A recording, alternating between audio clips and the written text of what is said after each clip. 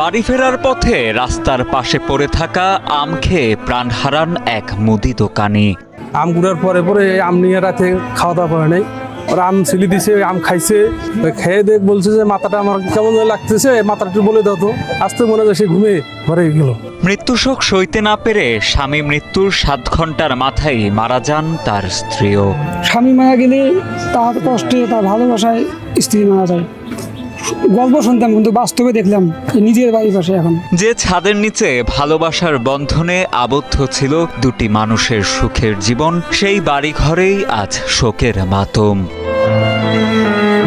15 June লালমনিরহাটের পাটগ্রাম উপজেলার বাউরা ইউনিয়নের রসুলপুর গ্রামে ঘটে এমনই এক করুণ ঘটনা। আমার জীবনে আমি এখনো কোনোদিন দেখি নাই যে স্বামীর সঙ্গে স্ত্রী মারা যায়, এবং এরকম কোনো আমার নজিরবিহীন কাহিনী আমার জীবনে। রসুলপুর গ্রামের বাসিন্দা হাসান আলী একজন